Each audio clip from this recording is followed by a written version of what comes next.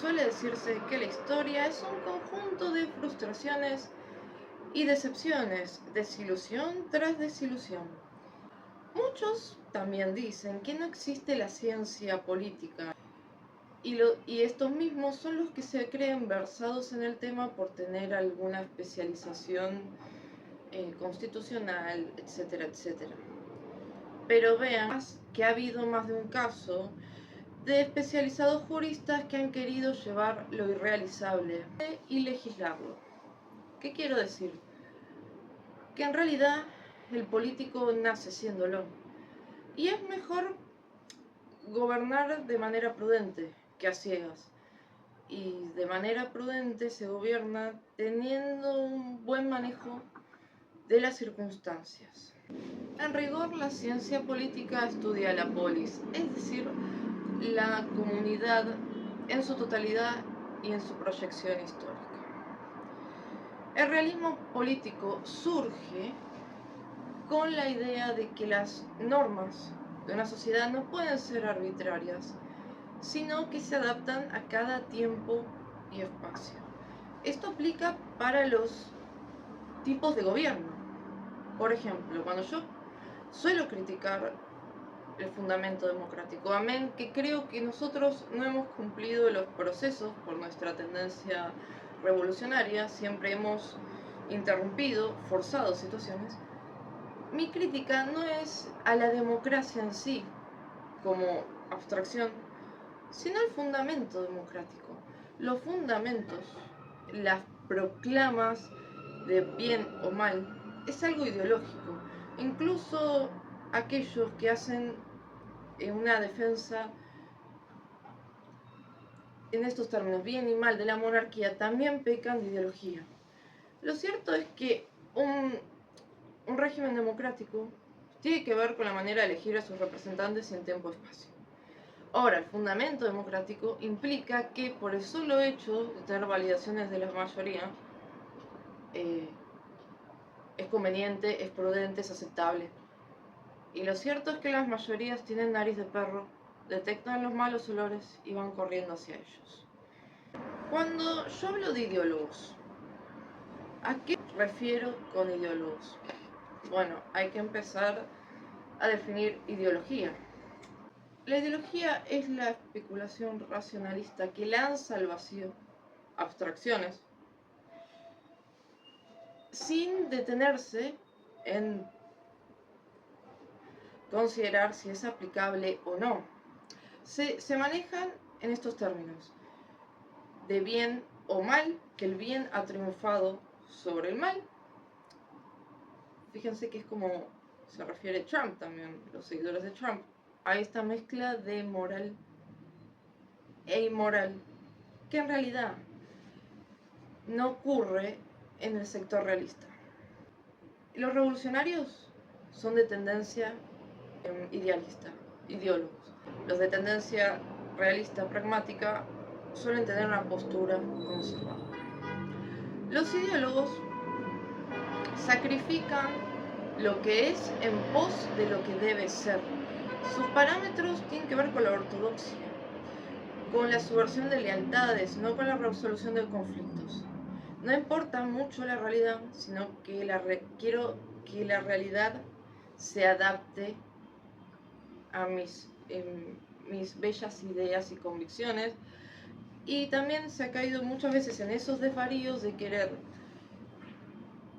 por alguna melancolía o algún librito que leyeron, trasplantar instituciones de otro sitio, destruyendo las propias, y pensaron que eso iba a funcionar. No, nunca funciona. Y generalmente, cuando quieren copiar esas cuestiones, debieran darse cuenta que generalmente el lugar que copian esas cuestiones, esos países nunca harían algo tan estúpido como lo que están haciendo los ideólogos. Bueno, ideólogos hay muchos casos: Mario, Robespierre, casi todos los argentinos, ¿no? A los ideólogos habría que decirles que en realidad el hombre no puede crear el paraíso en la tierra, pero ellos insisten en el error porque prefieren morir que con convicciones, pero en la miseria. Insisten en el error y nos llevan a los demás al infierno. en la Tierra. El ideólogo, el idealista, tendencia idealista, es el revolucionario. El revolucionario quiere insertar, imponer, porque esa es la fuerza, porque él tiene la razón, es el iluminado y todos los demás, bueno, no entienden su altísima noción de Mesías. Quiere imponer estos cambios estructurales destruyendo. Es lo que termina ocurriendo. Y bueno, el ideólogo, una vez que ocurre la revolución, introduce confusión, anarquía, malestar, bueno, y se opone a la realidad, a lo que es, en nombre de lo que debe ser. Ellos están en la cruzada del bien. En cuanto a la postura realista, que es la postura conservadora, que nace no tanto como una reacción, sino como una sana percepción de las circunstancias.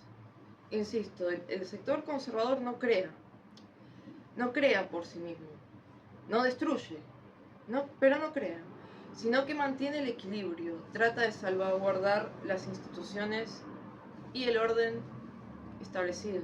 Como diría Bismarck, si una revolución es inevitable, mejor es llevarla a cabo uno y no sufrirla. Bueno, la postura realista no se cuestiona, no tiene este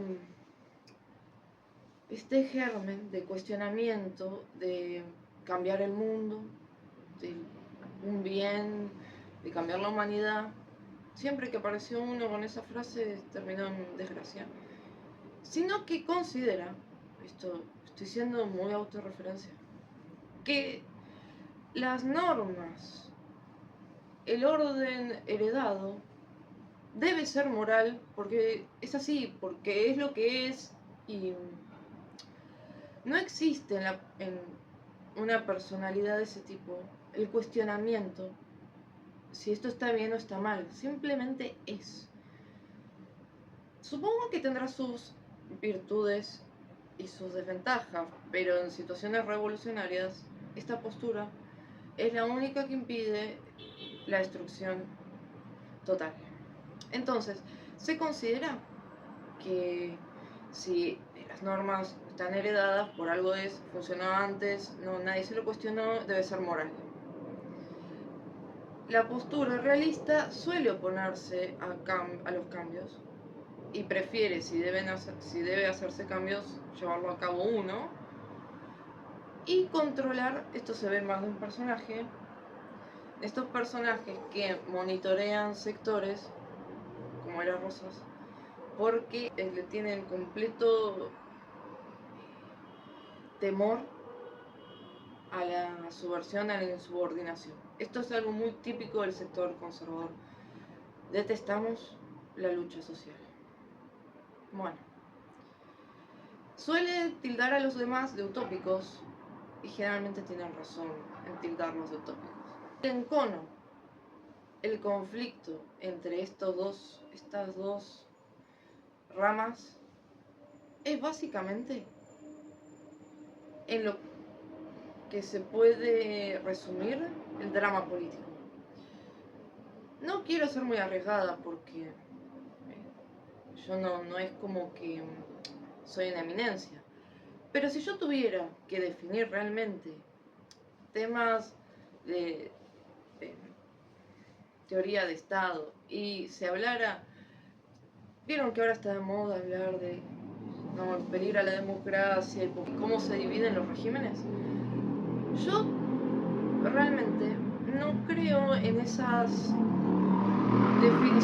máximas en cuanto a tipo de gobierno. No existe una monarquía, no existe una democracia. Hay democracias, repúblicas, monarquías, aristocracias, acorde a tiempo, espacio y acorde a cada pueblo. Lo cierto es que los pueblos tienen su idiosincrasia, sea por el terreno, vaya no sé. Si tuviera que definir a grandes rasgos tipos de gobierno, tipos de personalidad política, definiría en ideólogos y pragmáticos, en realistas y revolucionarios, y que la historia política es un conjunto de desilusiones entre las cuales existe en la modernidad, esta constante tensión, encono entre ambos sectores. Vieron que yo les dije que nosotros hemos carecido de la capacidad de consolidar una clase dirigente. Bueno, si algo se sabe en la teoría política es que la perturbación de los pueblos, los fenómenos revolucionarios, ocurren mayormente cuando no se logró concretar una clase dirigente legítima. Resumiendo, el ideólogo se lo puede relacionar al temperamento, es un hombre temperamental. El hombre de Estado, es decir, el pragmático, es un hombre con experiencia. El hombre de Estado vuelve a la sociedad a su quicio natural. El ideólogo introduce confusión, libritos de revoluciones, libertad, libertad. No debiera llamar la atención que este sea un país de ideólogos desde el momento que todo el mundo siente, nadie piensa y todos tienen la imperiosa necesidad de recordar, de gritar a los cuatro vientos sus convicciones estúpidas que a nadie le importan. Y prefieren morir en la pobreza, pero con convicciones. No estábamos condenados a otra cosa.